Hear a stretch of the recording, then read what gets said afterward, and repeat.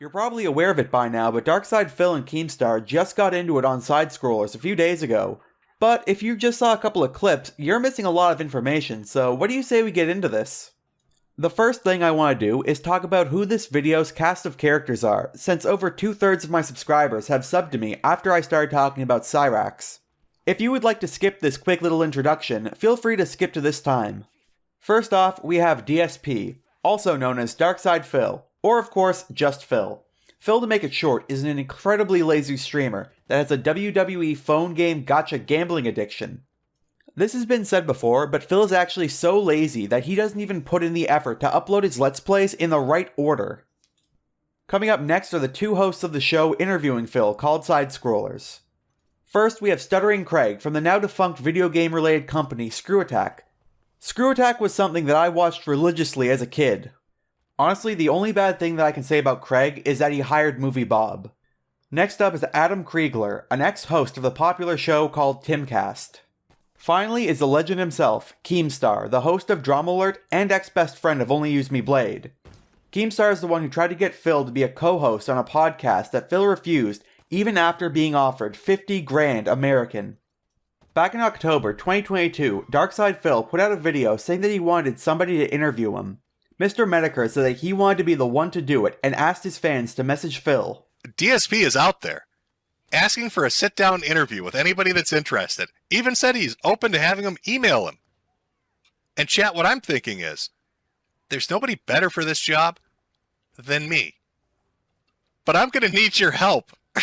I'm going to need your help, chat. Because DSP, he's not my biggest fan. Now, I used to make fun of him on Brightside Bob, did streams making fun of him, and they're still funny to me. But I did do a catfishing video where I exonerated him by showing it was complete bullshit. So that should kind of that should equal out. But I want to interview DSP. I have so many burning questions for him about Sons of Kojima, about just everything that's gone on. He wants a fair interview. I am all for that shit, DSP. I will give you a fair interview. I'll ask the hard questions, but they'll be fair. All right, everybody likes tough but fair questions, and I'll give you an opportunity to give your answers in full, uninterrupted. It will be very professional. I won't use mean words. I won't swear at you. We can stay away from topics that you think are too personal. I don't care about your relationships. I want to talk about the trolling and the internet legacy. So, chat, if you get a chance to email DSP, I want you to tell him Jim wants to interview you. Myself and a lot of other people wanted Jim to be the one that interviewed Phil. However, to everyone's shock, Phil said no.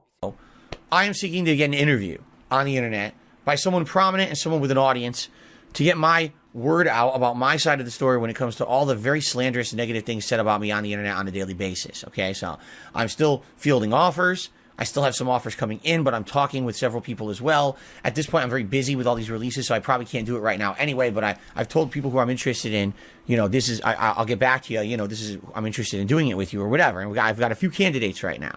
Well, all of a sudden, in the last 2 days, all right, I started getting emails. I started getting people super chatting in my chat saying, Phil, you should do your interview with Mr.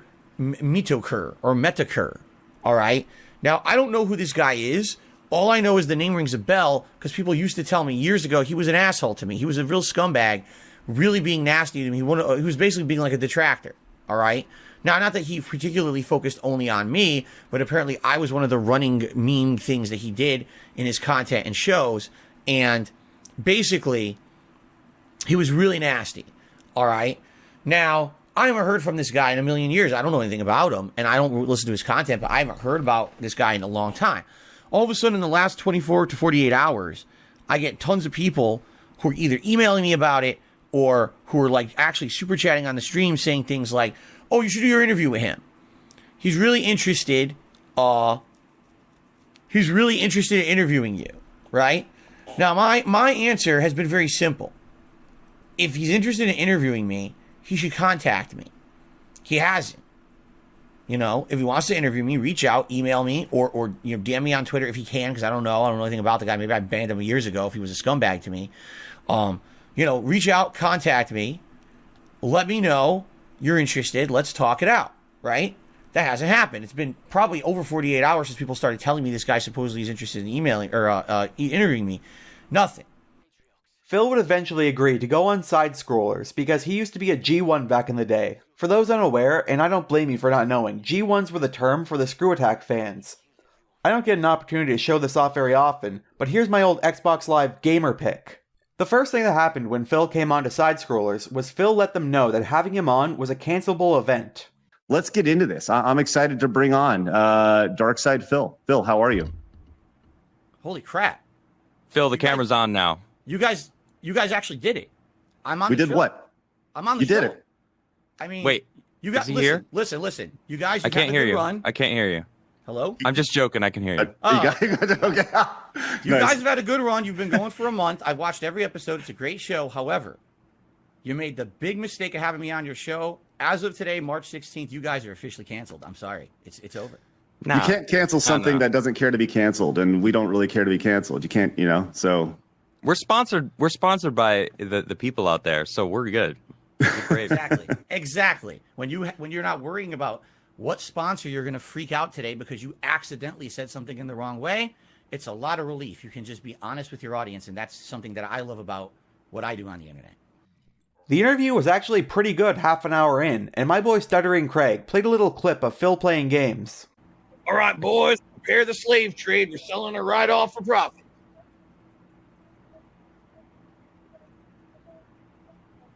You know how much I love you, right? All the way to now. Scared you just look up at the sky and run the battle chain. Okay. Put the kid in the vehicle. Stay with her. Right, she's too valuable to escape.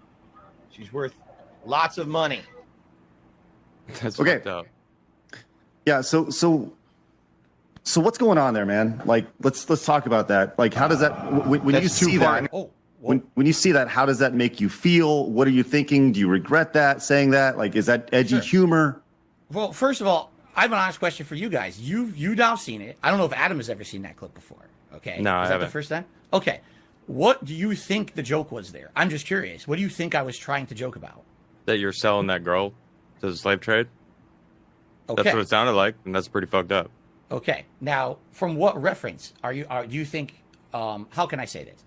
Okay, I'll approach it from the detractor perspective. Okay, from the detractor perspective. Now, I want to hear your perspective of what you meant. Right? Okay, Yeah. we'll do both. It's We'll do both. pretty obvious what the detractors mean. For me, that would have put me on the detractor side because it sounds like you were making a joke about selling that little girl to the slave trade. How is it not that? Like, what did you mean? Oh no, that's absolutely that's the joke. But there's a difference between saying that's okay and it's funny or the ridiculousness of the situation. See, you just saw that clip completely out of context, correct? You don't know what's going on in the game right there.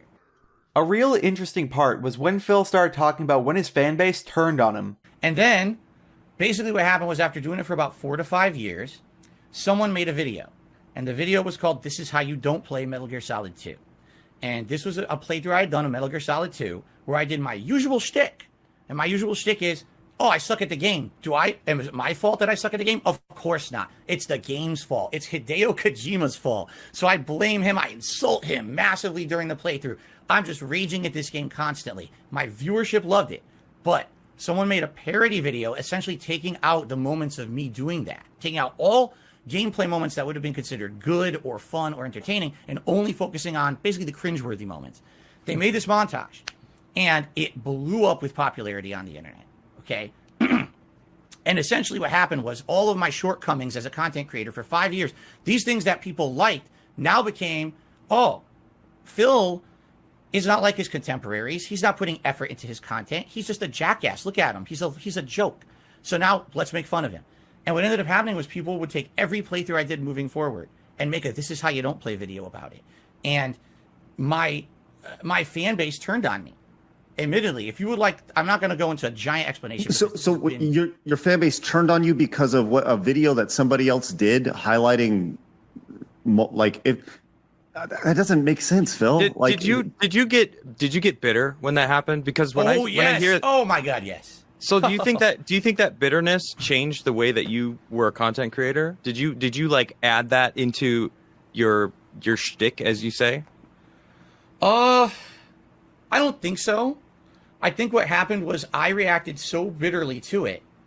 In hindsight, today I look at it and I'm like, that was an opportunity. I could have taken that and run with it. I could have done my own, or I could have highlighted those and laughed at them. But instead, again, it was a different climate. Today, everyone who makes content has all these methods of making a living, correct? We have Patreon, we have crowdfunding on our streams. That didn't exist back then.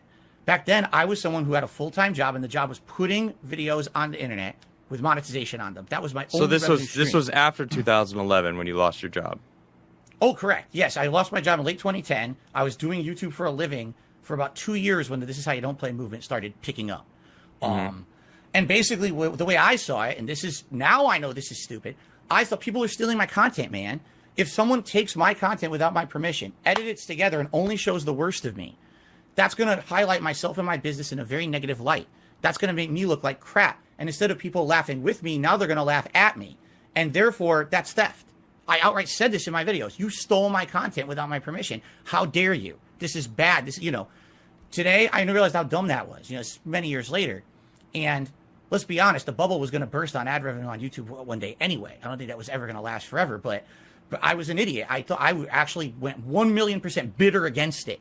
And when that happened, people saw that change in attitude of me. Wow, Phil used to totally just not care about anything. Now, all of a sudden, he's always bitter about people joking about him and stuff. And that just goaded them on to do it more and more. Well, now, that's what you just said right there. So you're admitting that you added this bitterness.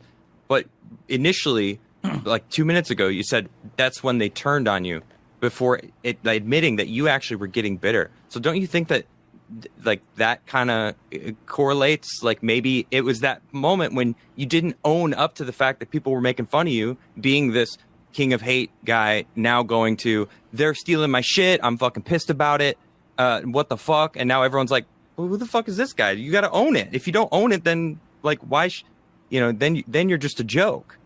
So it felt like you just kind of like let that run your ship that you were sailing.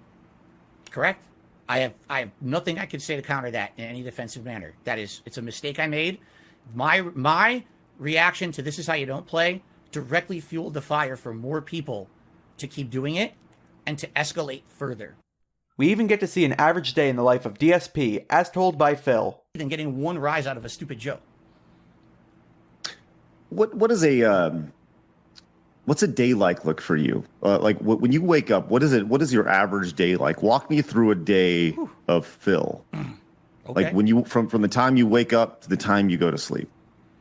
Usually I don't wake up. Usually my cat wakes me up. And I get out of bed and get ready for the day, just like a normal person. Shower or eat breakfast, have a coffee, do chores around the house quick. Depends on the day, because some days my wife's at work, some days she's not. Jump into the office here. So I time-wise, I probably get up between 8, 9 a.m. every day. I get into the office usually between 10:30 a.m. I'm setting up for my stream for the day. I'm reading news off of Twitter to try to have news stories for everyone to talk about on my podcast, which I do every day. My stream usually goes on by 10:45 a.m. my time. We do a little bit of pre-stream, get some people on the stream for about 15, 20 minutes, play some music or whatever. And then I do what I call the Level 1 podcast. This is about an hour to an hour and a half long show where it's just discussion. And it could be a wide variety of topics, whether it's my gaming schedule for the next week, whether it's special events coming up, getting feedback from my viewers on how you like the things I'm currently doing, news stories, all kinds of stuff. This is something I just started about a year to a year and a half ago that I didn't used to do. And I realized this is meaningful that I should be doing in my content. So I do the podcast. Usually the podcast ends around 12:30-ish Pacific time. Maybe take another few minutes break. Then we start with gameplay. So we'll do about a 3 to 4 hour gameplay stream. Games, as we talked, are wide variety. And I have a set schedule I do every day. I'll post it up everywhere on my socials so people know what I'm doing. That gameplay will usually run about 3-4 hours. Then when that's done, I have to upload all that content. So, another half an hour roughly setting up uploads or whatever. And then usually I spend if my wife's home from work, I'll spend about an hour with my wife having dinner. Running errands around the house. Again, depends on the day. Anything I could squeeze between streams. I'm right back on stream again around 6:30. I'm in the office again, and I'm streaming again for another 2 to 3 hour gameplay stream. The late night streams are more chill streams. What I say is the daytime streams are more. Let's say there's a major new game coming out. In a few weeks we got Resident Evil. Actually, next week Resident Evil 4 remake. That'll be my daytime streams. That's the one everyone wants to see. More people can watch usually on an earlier time zone or time frame. So I play that on the first stream. My late night streams are chill. You just want to relax with me. You don't care about rage. You don't care about a new game. You just want to relax with Phil. Come to my late night stream. That's like 6:45 p.m. every day, and that runs about 2-3 hours. And it's just chill gameplay. It's not about the gameplay. It's about me talking with my audience. And if there's gameplay, great. We'll advance with the game, but it's more just relaxing. And then when that's done, that stream probably runs till around 9:30 p.m. Then I got to upload. And then, of course, I'm closing down for the day, setting up streams for the next. I'm probably out of my office between 10 to 11 p.m. So all in all, when you're talking work day-wise, my work day starts roughly around 9:30, 10 a.m. and ends around 10 to 11 p.m. Then after that, I maybe have an hour to spend with my wife and relax at night. Watch a movie, watch a TV show or whatever. And, and then chores around the house. It's time for bed and on to the next day. And that's 6 days a week. That's my life. 1 day a week I take off from streaming and content creation. And that day is essentially every possible thing you can think of that I need to cram into one day. Whether that's grocery shopping, doctor's appointments, running errands, everything you can think of. Oh, by the way, that's the one day I have off to spend some time with my wife, other than an hour here and an hour there. So if we're going to do something, we try to cram it in on that day. At one point, Phil tried to justify the $5,000 a month business expenses that Phil claimed he had in his bankruptcy. There was a, you went through bankruptcy, right? Mm-hmm. And that's pretty public. You went through bankruptcy, and there was this, the $5,000, business expense thing has been talked about by your detractors quite a bit. They say, what could you possibly be spending $5,000 on? Look, a month. You are a streamer who streams, by your own schedule. You're active 12 hours a day doing this, right? And there's, and by your own admission, you said like you didn't fix the set at all. It's been just a shoddy set for most of your over a decade of doing this. Mm-hmm. Right. So there's this whole, like, what do your business expenses look like? I mean, I've done this for a long time. The business expenses are your initial cost of setting up your camera, your lights, and that's about it. And then after that, it's your cost Internet is bill. your time. Yeah, is Right. your time, right? And so walk me through, what does that look like? What is it specifically? There's this $5,000 business expense every Right. month. So Right. what is this? Okay, so first of all, we're talking about things that came out publicly during a bankruptcy proceeding, correct? And I believe that the $5,000 a month number came off of, I believe it's from a tax return. Is that correct? That it was filed or the data? I'm trying to remember exactly where it came from. You guys probably know more than me because you've probably been inundated with this for 2 weeks while I'm so far removed from this. I want to hear it from you. I think, again, I'm just speculating. I think what happened was when I filed for bankruptcy, a lot of information goes public. And so they look at a public filing. I guess there's certain information that's made public. I don't think it's all your tax returns. I think it's like 1 year's worth or something. And I guess there was a number that was thrown out there that it looks like Phil spends $5,000 a month on business expenses. Now, number one, I don't do my own taxes. I have a tax guy to do. I pay him to do it. Okay. Here's what I can tell you. All right. I can tell you right now, because I'm working on it right now for this year, what are considered expenses that a tax attorney wants to know you're spending every month? Geez. Your mortgage, because if you work from home, I guess that's part of it. I don't know. Again, I'm not a tax guy, but your cost of your mortgage, all of your utility bills that apply to you operating the business. Correct. Hold on, Phil, you've been doing this for 17 years and you don't know what your business expenses are? You don't know what you get tax write-offs on and stuff? I mean, like... Specifically? No, I don't. I give it all... I pay him a lot of money to a tax guy. I have a giant, spreadsheet of data that I provide. They work it out, because every year it's different. I get to feel the tax laws change and stuff, and they figure it out. I give them all the data. In fact, just got an email from a tax guy the other day. He's like, we still need this data for you for this year's tax filings. We need how much do you pay for utilities? What's your cost of internet this year? What's this? They need all that information. And I got to get them to, and then they do it. So here's the thing. All right. everyone, we're really going to get to the meat of it, is this stupid WWE Champions bullshit, which I cannot wait to talk about it. Well, okay. we'll get to that, but I want to stay on this for a minute. Like, just once again, walk me through this, because, like, I'm trying to put myself in your shoes, and I'm trying to think through while you're piecing it together, building that up. I just want to remind you, Phil, like you said at the beginning of this stream, you want this to be where people can go to finally, like, you just go watch that video, right? Yes. I don't have to say it anymore. So Correct. Like this, you said, like, what do we want to know? This isn't for us. This is for the people out there that are like, what about the $5,000 a month? You know, so, what about WWE Champion, which we'll get into? Like, what about these things? So it's like, this is your chance to now say, all right, it was the freaking business expenses, whatever. I mean, it was the mortgage, it was this. I don't know if that's actually considered a tax write-off. I don't want you to get in trouble, but I don't know. It just feels. No, and see, that's the thing. Again, when I went to that bankruptcy, oh my God, that was the craziest rigmarole, because my tax attorney, excuse me, not my tax attorney, I misspoke. My bankruptcy attorney had no idea what they were getting into with me being a public persona. And there were things you can do, I guess, to protect from online harassment, which they did. I tried to explain. They didn't really understand who I was or whatever. And so when all that went public, that was the most drama-filled bankruptcy hearing ever. The judge was inundated with thousands of messages from my haters about stuff. But anyway, let me answer the question first, and then we can get to anything you want to talk about there. I would assume that the expenses are including everything that I do. Okay, that's related to the business, and that could include mortgage, any insurance that I'm paying that relates to the business, health insurance and or medical costs, legal costs, and that what I'm talking about is my tax attorney, but also other attorney and things that I've been involved in over the years, which maybe we will get into that today, or maybe we won't. I really can't talk too much about certain things. We'll get to that, about identity theft and stuff. I know it's the first time I ever mentioned that, you guys. So, among other things, all the normal things in a month. Like I said, utilities and all of that. It adds it up. Here it is. Here's my tax return. All of a sudden, I'm being accused that was a lie or something. All right, here's what I can say. Because I'm not going to sit here and go back to a 2010 tax return and say, here's what my accountant said or whatever. Right. This is from 2010. That's $5,000 a month. Oh, excuse me. Did I say 2010? I meant 2020. That's totally my fault. I meant 2020.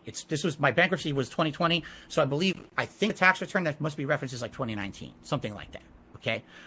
Almost 2 hours in, Craig asked Phil about Keemstar offering him $50,000 in exchange for joining a podcast with Wings of Redemption and Boogie 2998 if the money was a problem for him. You had an opportunity with Keemstar and Drama Alert to go on there for $50,000 was being offered to you to go on this podcast, right? $50K. Why not do that? Like that's a giant amount of money. And yes, there's taxes attached to that. It's after it's all said and done, it's probably $30K, right?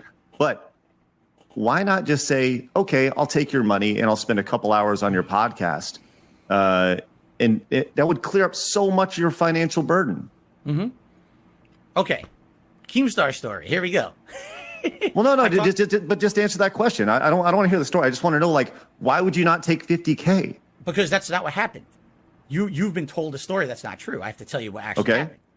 Please. So there's a history with Keemstar where, over the years, this guy has a horrible reputation on YouTube. Everyone knows it. I'm not going to crap on the guy here, but just go look on YouTube. You'll find out all about him and the things he said and did to people and things over the internet. I've had a little bit of history with him, but not a lot, and basically he had been pretty nasty to me a few times, tweets and things like that. What it is people will ask me something on a stream. What do you think of Keemstar? And I'll be like, it's not just Keemstar. It's a lot of guys. I don't like these drama YouTubers. I call them misery brokers. Okay. Mm-hmm. What they do is if you have a bad day, they're having a good one because you had a bad day. What kind of content is that? To me, I feel that's the worst kind of content. You're benefiting from someone else's personal drama and misery. Keemstar's definitely one of those people in my eyes. You can disagree. That's okay. That's what I think of the guy, okay? So I said this one day, casually. He starts insulting me and everything on the internet. So we have a little bit of bad blood there, okay? All of a sudden, it was last year, okay? Unbeknownst to me, people start telling me, Phil, Keemstar is trying to contact you. I'm like, what? What are you talking about? I have a public, Craig knows, Craig emailed me, right? I have a public email. If you want to talk to me, contact me. Let's talk. Let's figure out, it's a business relationship. No email, nothing, okay? He's sitting on his Twitter and he's making public tweets. Someone tell DarkSydePhil I want to talk to him right now. Contact him. Tell him I need to talk to him. There's $50,000 on the table and he needs to contact me right now. First of all, is that how you start a business relationship? Is you scream on your Twitter to have someone come talk to you? If he has something to offer me, should he not contact me? So I only know about this because people come to my stream to tell me about it. Okay. So to answer your question, I think that in a traditional environment, no, that's not how you start a relationship. When you deal in the space that Keemstar does and kind of the drama, like look at me space, yes, that is how you would start it. Because you throw out $50,000 on Twitter, people go, whoa, I want to get this attached. So is traditionally no, but we're not dealing with Coca-Cola. We're dealing with Keemstar, right? And that's what he does for a living. So he wants to put eyes on his product and drive interest. So I would say, yeah, he did do it the right way in his world, in his interest. One of my favorite DSP quotes now is him claiming that taking money from Keemstar was the equivalent of blood money. I'm not going to take money. I would feel like taking a paycheck from Keemstar is kind of like blood money. That's money he made on the backs of people, drama content he put out, people he's hurt to earn it. I'm not going to do that. Didn't you start your career on like drama and hate? But not against people. I will say this, I never, if I could help it, but the people in the Street Fighter community, like that's who you said you were targeting. Oh, okay, that's different. And here's the thing, you're right. How's that different? It's different because I've changed now. Phil was asked directly if he still played WWE Champions, the game that he spent over 40 grand on, and Phil admitted it. Let's go into WWE Champions. Sure. Let's talk about this because this has been a consistent theme with all the detractors. They want to know about your experience with this game. Just a real simple yes or no. Mm-hmm. Do you currently still play WWE Champions? Yes. Okay. Yes, you do. Mm-hmm. Why are you so hesitant to talk about that or to talk about WWE Champions? And we'll start there. Oh, why am I hesitant to talk about WWE Champions? Well, the thing is, I wasn't at first. I did talk about it publicly years ago when the game first came out, very innocently. Talked about playing it casually, that I was a fan of wrestling. This is a game that I played. Over the years, every once in a while, I will casually mention a mobile game I'm playing or whatever. But, it's nothing that I would think that my audience would be super interested in to hear about me. What mobile games I casually will talk about them. That would be like something I would mention on my podcast.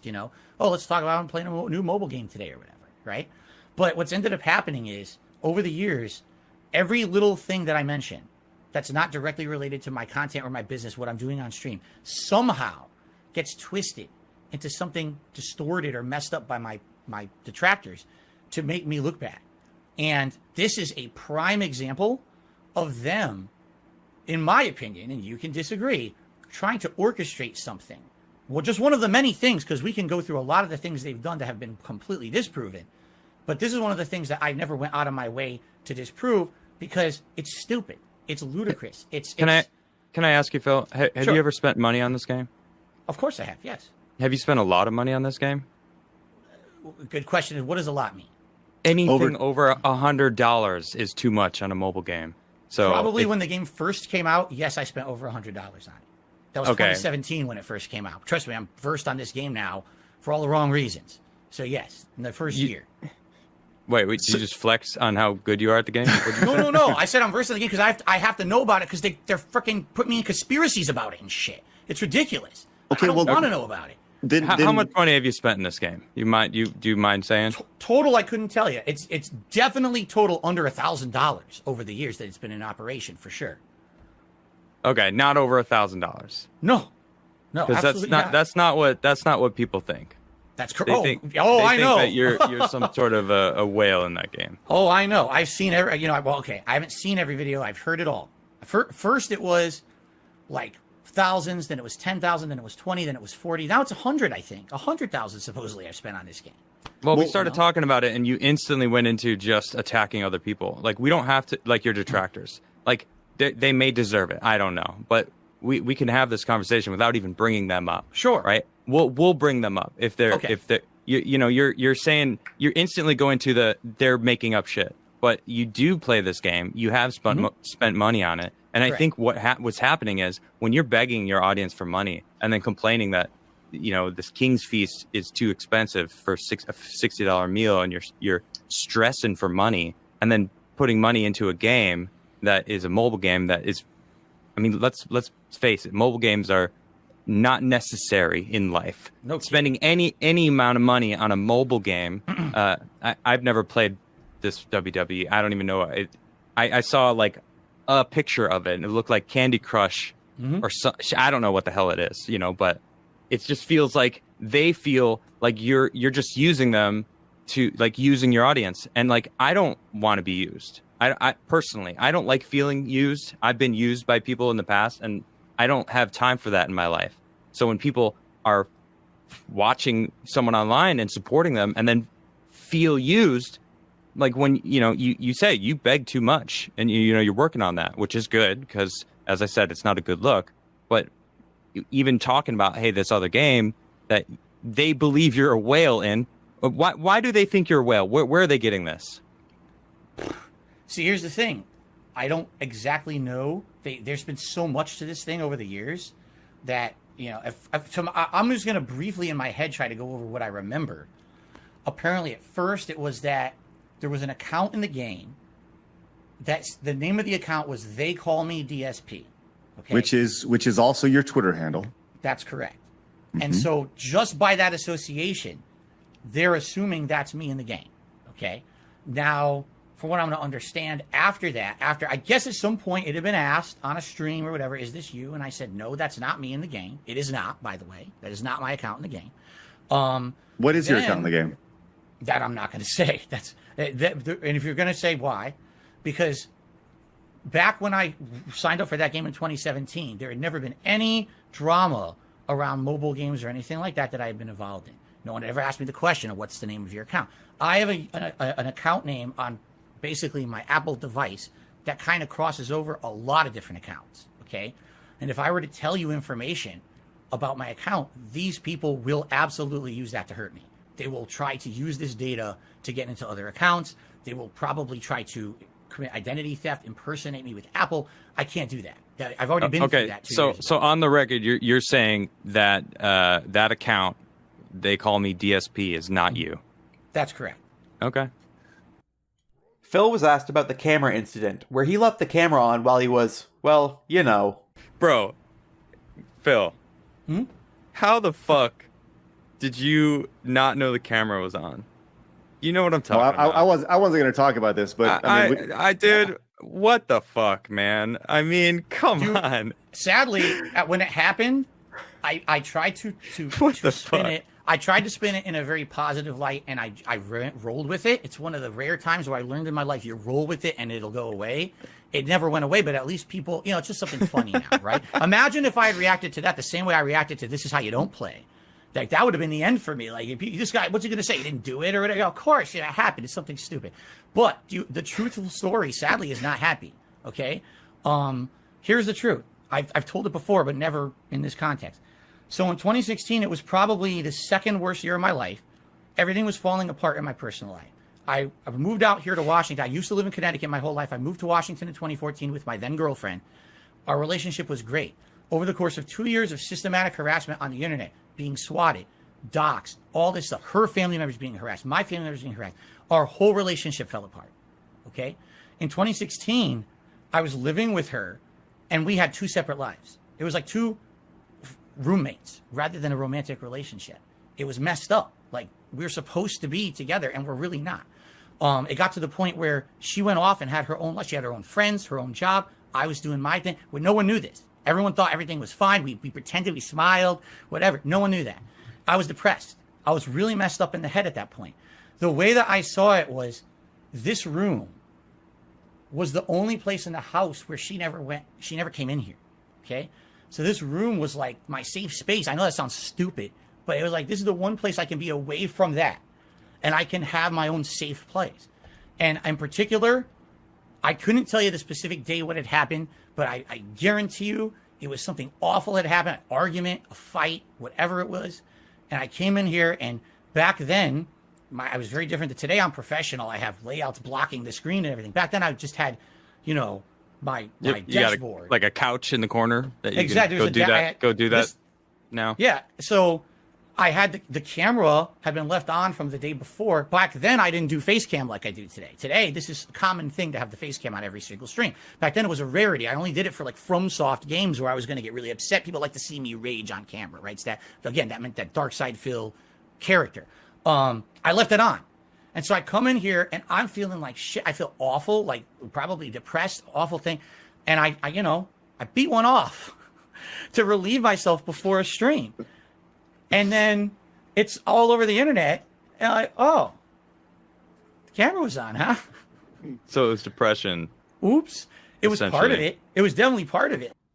While joking about it, Phil cut out, and the co-host Adam said that he didn't believe Phil at all. If you're not going to monetize it, we will. Later tonight, the Beat Your Demons t-shirt will be available on the store. Oh my God. That is, no, that's terrible, I'm dude. Totally good. I thought it was really funny. All right. Oh my goodness. So there's a few things that I want to circle back with you on, Phil. Phil, you still there? You look like you're frozen. Did we lose him? I hope not. Oh, well, if he drops, well, he can come back in. Yeah, he does look frozen and such. But I was just kidding. I mean, course. I couldn't help the puns. They wrote themselves. I mean, I don't believe him. I mean, I don't. It's just too many things. I mean, I caught him live, and then he admitted like a minute later that I was right. And it's just like, man, that your whole credibility was already shaky. And right, I don't know. I mean, I'm not saying this now because he's not here. I mean, you guys, I've been very blunt to his face. I'm not gonna like, if he hears me, it's not like I mean, I straight up told him I didn't believe him about that joke that he made, and it's just like, dude, that's such bullshit, So Phil emailed Craig to say that he might be suffering a DDoS attack, and Craig announced that he was going to be inviting Keemstar while Phil was gone. Not with us. I'm actually going to invite somebody to the chat right now. Keemstar is going to join us to give his side of the thing, and when Phil hops in, oh my God. We'll see. Like I said, I don't want to make this weird for Phil, but I do think that while we have a second, we'll bring Keemstar in. Keemstar has the link, and he should be joining us any minute. Keemstar joined in for a minute before Phil came back on. Right. Keemstar is joining us. Hello, Keemstar. How are you? Nice to meet you. Good. It's nice to meet you. You guys have absolutely crushed this. I think you've done more than a fair job with Phil here. And especially like how difficult he is. But with him talking about the $50,000 offer and the Lol Call podcast, I just really wanted to get on to say my piece because he's just dishonest. And I think you guys experienced this, right? He had an opportunity to clear his name so easily, and he just put it off and made excuse, and then goes on to bring up some other situation with hookers and some other lies. And it's like every content creator has been lied about, right? But in this one issue where he could just prove his innocence so quick and he doesn't take advantage of it, then it's like, and I told him it's just making you more sus, like that. It's making me trust your story less, that you're not like, you know what? I want to fucking prove this shit. Like, I'm sick of these lies. Let's prove it, Well, I'll say this. Look, Keem, we appreciate you hopping on. Phil has rejoined us. Phil said he didn't want to be on the show if you were on it. So I'll say, can we invite you back on after we're done with Phil? Sure. Sure. Absolutely. Okay. I appreciate it. Okay. We're going to bring Phil back on. We don't want to make things weird. So appreciate you understanding, man. And you have the link. I'll DM you when we're ready. Okay, buddy? Sounds good. Thank you, Keem. Appreciate it, man. All right. Boof. All right. Phil, welcome back, man. Sorry, we had a second. He had reached out and he wanted to share his side of it. So we appreciate you running with it, man. So let's continue. Everything okay? I don't know. I have absolutely no idea what just happened. My whole internet went down and came back up, and I don't know if it was my ISP or if I've just been DDoSed. I would not put it past them to DDoS me at this point. I've never, to my knowledge, my IP address has never leaked, this one. But if it happens again, I guess we kind of know, right? Well, I hope that's not the case.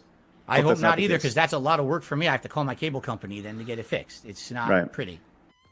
After being asked what he was spending $5,000 a month on for his business, Phil started to read out his monthly expenses before a debate started on what was personal and what was business.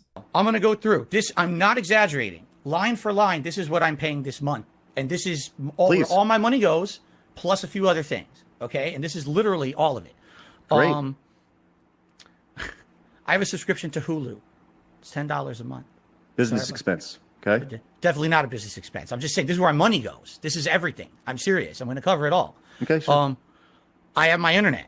I have 2 internet lines that I pay for. They're very expensive because they're unlimited internet. It's, it's not an hourly. It's like you have to pay a ton of money. Hourly? Who pays for hourly internet? No, not hourly. I said unlimited. Oh, I thought you said that. Okay, you go ahead. I'm sorry. I meant to say data rates, not hourly. My bad. Got it. Data rates. How much you use. I have my dues here where I live. I live in a community, a condo facility community. So it's the dues, monthly dues. Mm-hmm. I've got, let's see here. I mean, Game Pass. But you're reading off personal expenses, and that's no one's business. Right. I'm reading off everything. I don't care. I'm reading off everything so you know where my money goes. Because this is what they want. They want to know where all my money goes. I'm going to tell you right now. No, I don't think that's the case. I think it was about the $5,000, the business expenses, that they were like, what is going on with this? Like, how is this the case? So you're now giving them more shit when you were seemingly very nervous about giving anyone any more information that isn't public. You know what I mean? I'm just trying to, before you continue, it just seems like this is counterintuitive for where you have said your stance is on like revealing public information. So like, well, I'm not going to tell you any account name. I'm not going to tell yeah, you no, I understand. Yeah, I get that. But still, it's still personal stuff that it's like, all right, well, I don't understand that's not what the subject was about. Right. It was about the business expenses. Right. These aren't business expenses that you're reading off. This is personal stuff. Some of this would be considered business and some wouldn't. Like I was just going to say, Game Pass. But what's the point? Is kind of where I'm leaning. Like, what is the reason for giving us your personal expenses? Because people want to know where my money goes. You're asking me your business, the business expense money. That's what they're talking about. That's what I've seen on the internet. That's what I've seen, that people are upset. There's the business expenses, the 5,000, and then like I don't know where this like $500,000 thing is or what that even is. But there's some questions. $500,000. Yeah, I don't know. I heard. I've seen. I didn't look into that much because I have multiple shows that I do, and I couldn't dedicate too much to learning about you. So I figured I'd come and just hear from you. But like that's from what I've seen. It's the business expenses that's what people want to know about. Like how are you spending that much money on the business? Craig offered to bring Keemstar on again, and this time Phil accepted, saying that there would be no deals made. Sure. Before we can move forward. So, number one, Keem is here, and Keem has said that he will be respectful, and he would love to talk. I think this is a tremendous opportunity to bury whatever hatchet or whatever it is you guys have and mend a fence. I think this is a tremendous opportunity. Are you open to that? If you want him on the show to talk, I'm not doing business with this man under any circumstances. Yeah, you established that. That's fine. That's not what he's saying. Yeah, I'm not trying to broker a business deal or anything like that. But are you open to talking with him now? I'm curious what he even wants to talk about. I'm not being on his stuff. I refuse. Okay. So. Well, I'm going to bring him on. Wait. So you're okay with him coming on to talk? As long as he's not going to sit here and insult me or you guys have already asked me so many questions. I don't want him interrogating me too. It's your show, not his. That's not. Right. I mean, Keem. He's watching obviously, so it's like that's not the case. We're the interviewers. He just said it. He agrees. Yeah, he agrees. So look, we're going to bring him on, and like I said, I think this is not a tremendous opportunity for friction. This is an opportunity to build a bridge. So let's do this real quick. Keemstar, welcome back to the show. How are you? Thank you, gentlemen. I appreciate it. And Phil, thank you for letting me on to talk to you directly. I do mean what I said here in the chat, that I will be respectful. I'm not here to interrogate you, but I desperately want to represent my point of view in this situation between me and you.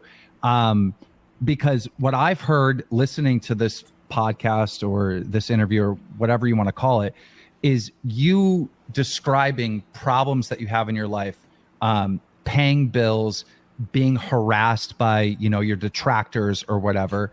And I actively went out of my way to solve major problems in your life. And me and you are not friends. In fact, before I put together this business opportunity for you, me and you were fighting back and forth. Adam Crigler called out Phil about how he got his info on Keemstar from Keemstar's detractors, while Phil also complained about his own detractors not telling the truth. Things that you've done that you probably have no issue with whatsoever. You always feel from your perspective, because there's always two perspectives on everything, right? Holy shit, Phil. I gotta say, this is fucking rich coming from you right now, though. Yeah, you're getting your information from the detractors that Keem has, and that's where you're basing this on. When this whole episode, you have been talking about how much shit your detractors have made other people think about you. Like, do you hear yourself right now? Indeed, I do. That's the nature of the beast. That's how YouTube works, man. That's how all this works, right? Fuck, man. You're right. So, from what I've heard and seen about Keem, I call them a misery broker. All right, Keem, on a day when you have a good day, it's because someone else is having a bad day. Phil tried to talk about how Keem staged drama for views, and Keemstar would respond, saying that what Phil said wasn't true at all. Let's take a look at your history here. There's been documented cases where you've actually staged stuff and extrapolated drama in situations where it didn't really exist. There's evidence of this. People have admitted Explain to that. Explain that. Yeah, tell me more. I'm not aware of these. The documentary I watched last year, about June the King made this one. And I guess there was a situation with a YouTuber, and I forget if he was a Minecraft YouTuber or another YouTuber. And, originally he appeared supposedly as an upfront, honest guest on Keemstar's show covering this drama. I think it was allegations that he had been with underage girls or something like that. Okay. Come to find out later on, the whole, or at least part of it, was orchestrated between the two behind the scenes. Like, I guess he wanted to get back at someone, his ex or his current girlfriend. Okay. And Keem participated in that setup situation. I have no idea what you're talking about. That doesn't even sound legit whatsoever. I have no idea what you're talking about. You have the right to deny it. That's fine. But, you know what? It's out there. Just so you know, shit's out there, man. Keemstar explained how Phil was the most difficult person to work with in this situation when it came to Boogie and Wings for the potential podcast.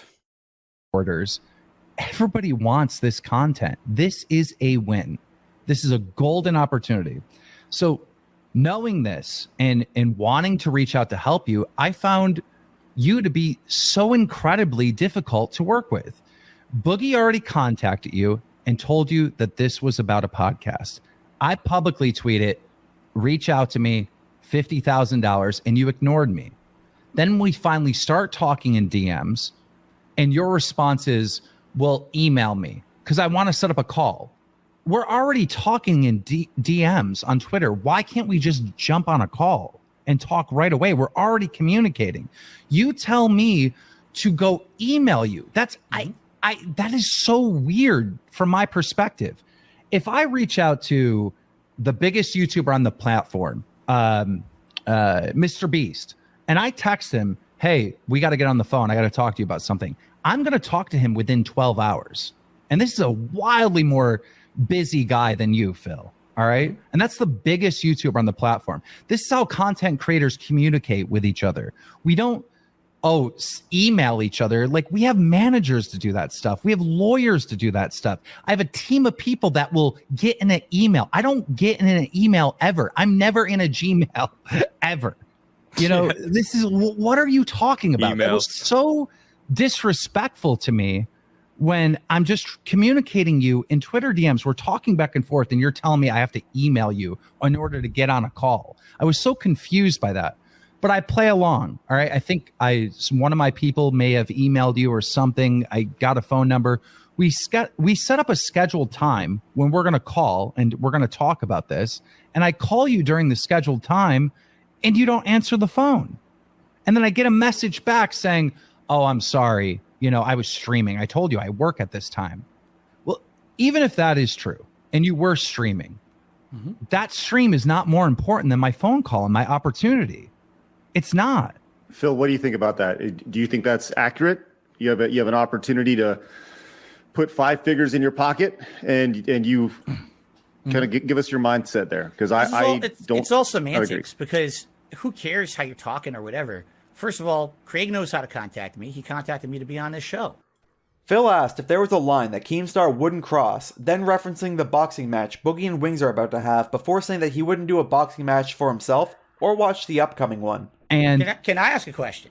Yeah, of course. Since I am the guest, right? Of course. Yeah, please ask. Yeah. Keem, again, I understand your reasoning here. You're saying I'm just making content people want to see, right? Is there any line that you won't cross when it comes to content that you think people want to see that you can make profit on? Do you have any kind of restraint? Do you ever feel that morally something is too far? Because I personally and many others hear this about this boxing match coming up. Okay, now let me give you my perspective. Okay. Wings of Redemption, Boogie, two desperate guys. We all know they're down on their luck. They could definitely use some money, right? We all know this. They publicly project that to the internet. They're both, technically, from what we can see and understand, they're kind of unhealthy. Maybe not. Who knows? But you only know what they project, correct?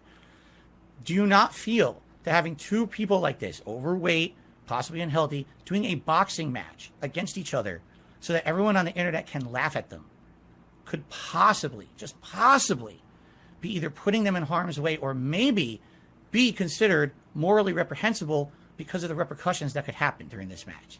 Do you not think they're adults that they can make their own decisions, though, Phil? That's fine. I mean, anyone can make their own decisions. I'm sorry, Keem. Please answer them. Let me respond. All right. Every single influencer boxer, whether they're healthy or not, is putting themselves in harm's way for entertainment. They're all warriors, and they all deserve respect. Wings of Redemption and Boogie haven't gotten any respect. In fact, it's disrespect. Very similar to you. All right. And by doing this, they will get respect. Whether people laugh or not, they are going to get respect for jumping in that ring. But you mentioned that they're unhealthy. Of course they're unhealthy. But I can tell you right now, behind the scenes, and nobody knows this, both of them have actively already lost weight training for this fight. This is a positive thing in both of their lives. And I don't think either one of them have the ability to seriously hurt the other. Do you? Do you think they're in real danger by fighting each other? I think these are equal opponents. This is not a serious boxing match, Keem. They're not boxers. They don't know anything about boxing. These are two overweight guys that are going to go at it, swinging. Are you going to watch? No. Yes, you are. No, yes, I'm not. I don't watch that crap. I don't watch your crap. Phil, you know who is going to watch it, Phil? Everyone else. Everyone. Great answer. That's exactly what I would have said. I just don't believe you. It really comes down to what I just said a little while ago. When I look at like making content for the internet and doing stuff like this, my question is, will this serve viewers? And I know it will. I know so many people are going to tune in. I know so many people want to see this. And I don't believe you when you say you're not going to watch this. I think you are going to watch this fight. You're so mistaken. You have known nothing about me then, dude. Phil said that the reason why he wanted Keemstar to send him emails was so that way he would have proof about what they talked about. Phil's justification was that this way, because of all the things that he heard about Keemstar, Keemstar wouldn't be able to lie about what happened. And then Adam brought up all the things said about Phil. Okay. Do you agree or disagree? Does it make sense to you, Phil? What I was going to say was the reason I wanted it in writing was very simple. All right. Again, you have to understand, Keem, you have a lot of stuff that's said about you on the internet. You know that. We've agreed to that. But right? So do you. Yeah, I'm so sick of hearing that from you. It's so frustrating. If I'm going to deal with this guy, if I'm going to deal with this guy, I want our conversation in writing. Because what's to stop me from getting on the phone with Keem, having a conversation, and the next thing I know, he completely lies about what we just talked about to get drama on his content. Phil, that's like me going to Craig. Like, hell no. I hear all this shit about Phil. I don't want him to come up here and start fucking wanking it on the show live. You know what I mean? That's like me believing what is on the internet when I think this was actually it was a tough, but it was a good show. You know, and it was a chance for you to come clean and like really try to tackle some of the shit that's out there. But it's like you're using the same kind of shit that people have been using against you, but you're using it against Keemstar. It doesn't make any sense. I don't listen. I don't trust the guy. You do hear it. You do see it, right? Trust him. I do not trust Keem. Keemstar, after saying that DSP disrespected him, talked again about how difficult Phil was to work with. So when they asked me, is this opportunity, still available. When I say maybe because like I don't know how I could work with you. You are very, very difficult to work with, to even communicate with firsthand. Because I didn't drop everything to talk to you, I'm difficult to communicate with, even though I have what are you dropping? Publicly listed ways to contact me. Please explain to me what you're dropping. Like, what is so important that's happening that you can't get on a phone call with me? My work, my job. I'm here 6 days a week, full-time streaming to make a living. But this job that I'm about to offer you would pay wildly more and solve all these problems that you have going on. First of all, you don't know what it's going to solve. That's a huge assumption. Second of all, I didn't know what the thing was because you never told me. You didn't call at the time you were supposed to. Didn't Boogie give you... Keemstar would give Phil some advice before leaving the show. It's up to Phil. As long as it's respectful and it's not, Okay. I'm going to do this in the most respectful way, and then I'll go. And of course, you can respond. But I don't condone people harassing you, people doxing you, people going into your private, life and doing all this horrible stuff that they've done. But I believe the reason why this has happened is because people don't trust you. You don't come across as trustworthy. So when you're on stream and you're asking to pay utilities and rent and all that stuff, the audience is getting frustrated and they look at you like you're a scammer and they want to know where this money is going. Well, how is he always in this situation? What is he spending his money on? And that is the motivation to dive into your personal life. You had an opportunity on this show, and I watched it, to just pull up the screenshot and show the WWE account, and you didn't do it. Your internet cut off. At that point, when your internet cut off and you were DDoSed and you were gone off stream, the opportunity is now gone. It's gone because while your internet was out, you could have made a fake screenshot. All right.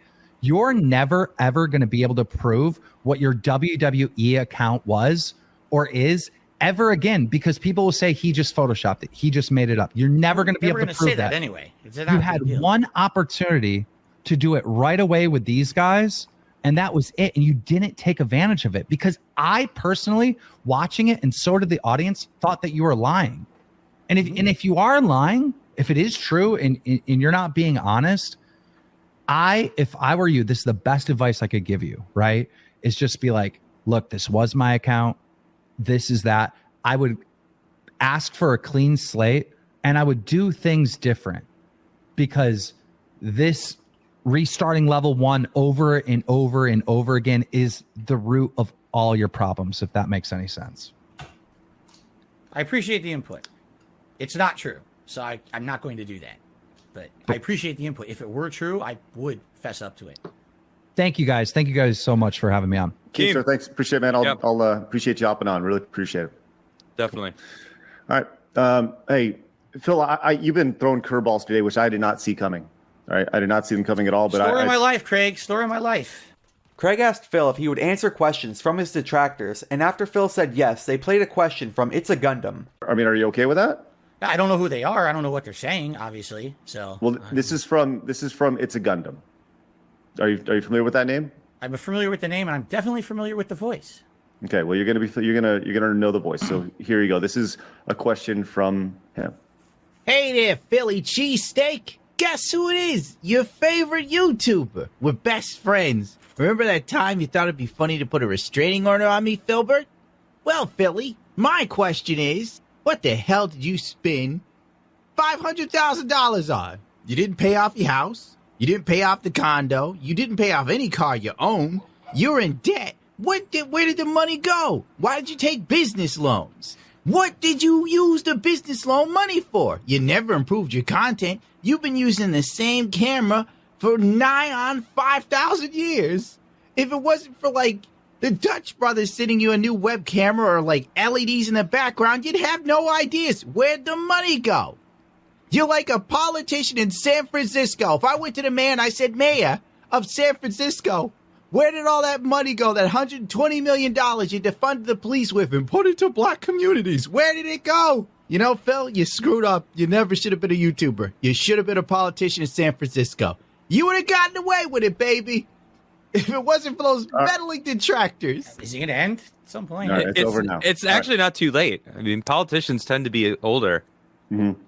Look, that was a long question. I think my first question after that is, I think we handled that though already. We talked about that shit. Well, but the 500,000. That's the first I've heard of that figure. Where is that? No, I mentioned it earlier. We talked about it. And could be the bankruptcy. I'm not sure. And I asked him, and if it was the bankruptcy, and I think that's it. Yeah. Okay. Have you taken out any business loans? And if so, what were they used for? Business loans? No. Everything that all that debt that got written off was credit cards and stuff. Now I'm trying to think. Oh, I had personal loans, not business loans. I've never taken out any kind of loan officially in the name of the business or anything like that. Mm-hmm. No. Okay. Is there anything else I don't know. It's very rarely do you have an opportunity to kind of interact with. Did he used to be on the Howard Stern show? His voice is so familiar to me. He used to be. Was he that clown guy? Seriously, he sounds just like him. He sounds just like him. Now, I don't know. He's one of the many detractors who make videos about me. I've literally never watched a video of his, so I really don't have anything to say.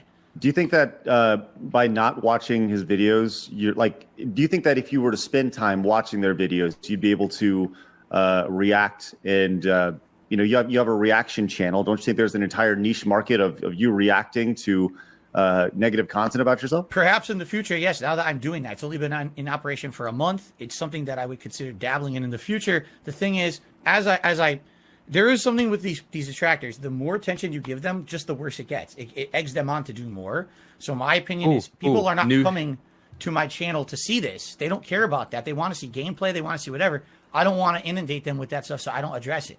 Okay. But I was going to say a new show idea, the detractor reactor.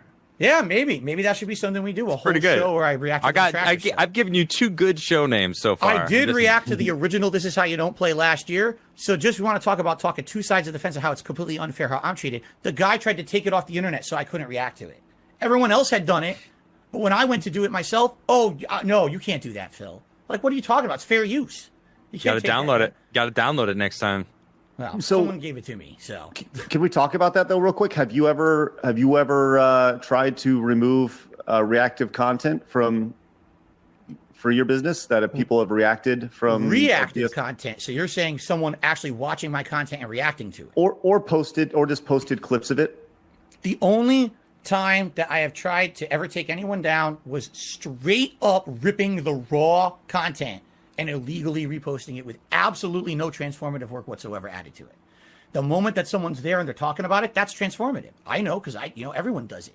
There's a judge that made a ruling on that. The only way that really legally you should be able to take anything down is if they just right now, if they rip this raw podcast from side scrollers and put it on their channel, no context, no commentary, that's illegal. Everything else is fine. So no, I've never tried to do that at all to anything that's reactive content or reacting content like that. No. So I understand that, right? And technically, legally, you are correct, right? But this goes back to this is the internet, and the internet. I know that people are going to take this episode and if I'm sure Gundam and Keem and all sorts of people are going to go and they're going to make content based off of this content.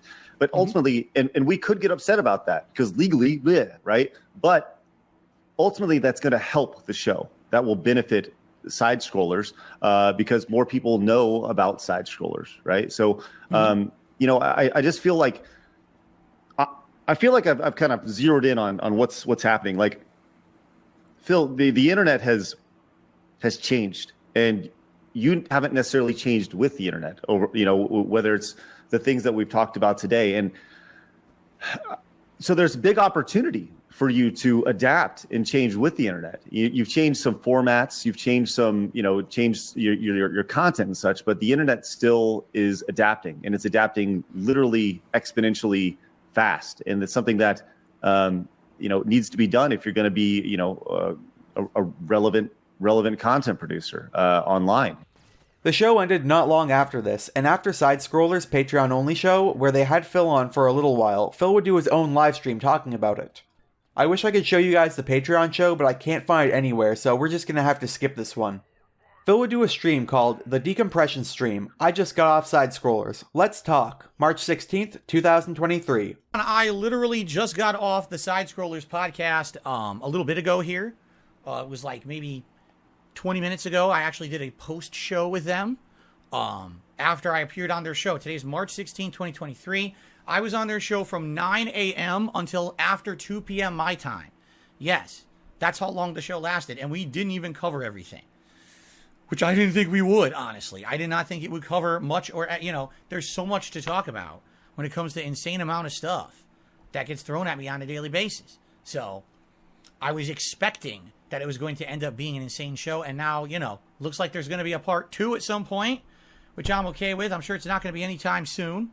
But yeah, what are you going to do, right? One of the first interesting things Phil said was how Drama Alert was trash. See, Butler Spirit, here's the difference, is why only take negatives away from the Keem vid, what you've heard, but feel it's unfair. I've seen Drama Alert. It's trash. It's trash game. It's a trash content. It's bad. That's my opinion. You can disagree. But 1,000,000%, I don't like his content. I have issue with it. You understand? It wasn't the documentary that made him dislike. I already disliked him. Then I watched the documentary. You understand? Someone said to Phil that just because there are snakes at your job doesn't mean that you don't go to work, and Phil actually disagreed. Big Papa Phil says there's snakes everywhere in business and jobs. Doesn't mean you don't work with them when you must to benefit yourself and your family. Again, though, here's what you have to understand is if I went on that podcast, right? Number one, you saw how Keemstar acts.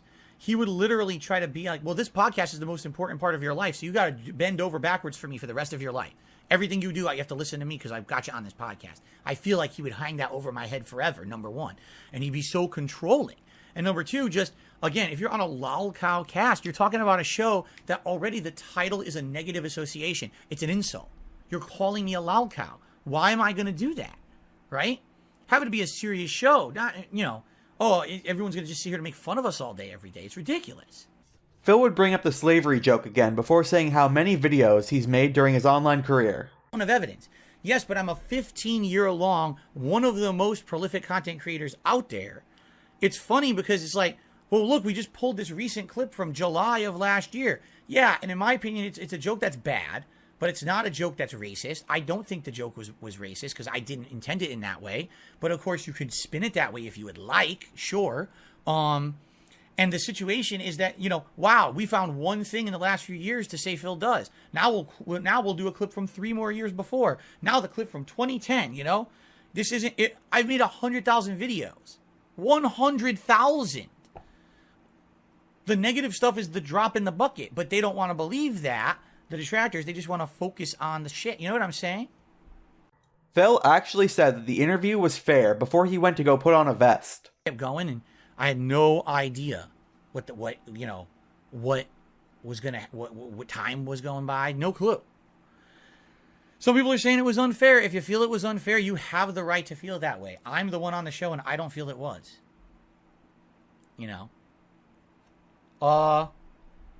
Let's grab, I need a light vest. It's very warm today for good reason. Let me grab a lighter vest. I know what one you guys like.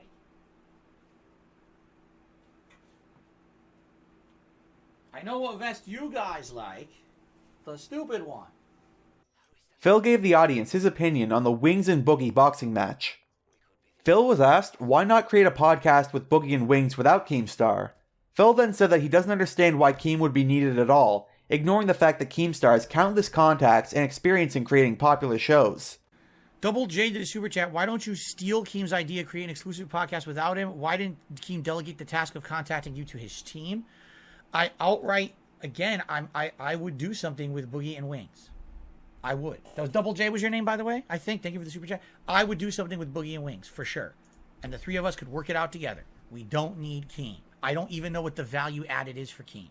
I don't understand it. Just us doing a podcast on YouTube ourselves would be successful. Why do we need him involved? Why is he going to take a cut? I don't think there's enough value added there at all for him to be involved. Seriously. Phil would end the stream and then go on to his Level 1 podcast and talk about the interview again. So I would consider it a pretty thorough grilling.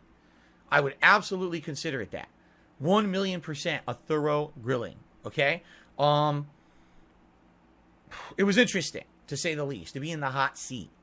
And if anything, whether or not anyone believed my answers that I gave, I think that everyone has to admit out there that at least I showed up and I did what I said I was going to do when everyone said I never would, right?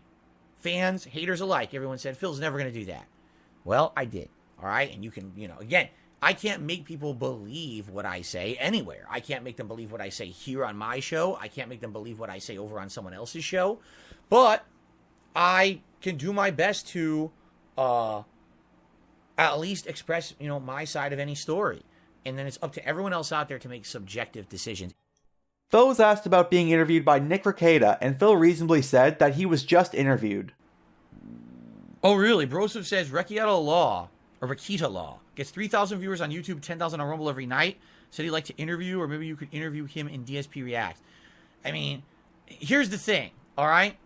Here's the thing. I just did a 5-hour interview. There's likely going to be a follow-up. That's what Craig has said. There will be a follow-up. I don't want to go on someone else's show and talk about the same stuff. You want to bring me on your show and talk about being a YouTuber. Want to talk about gaming law, YouTube law, how things work with copyright issues, how things work with this or that. Great. I don't want to keep doing shows that are the same topic. You understand? Like, I've been there. I've done that. That was the point of me doing it today. I need a nice break from that, right? I do. I need a nice break from that. So, I don't wish to show up on anyone else's show at this point and do the same interview. You know what I'm saying? I want to do different content. So that was the point. That was the point of doing that show, you understand? That was essentially it for Phil's podcast, as well as March 16th. And of course, this video. Unfortunately, this video is going to be 2 hours and a half if I left it, so we're going to have to cut it here. But don't worry, part 2 will be out soon. Thanks for watching, hopefully I'll see you soon.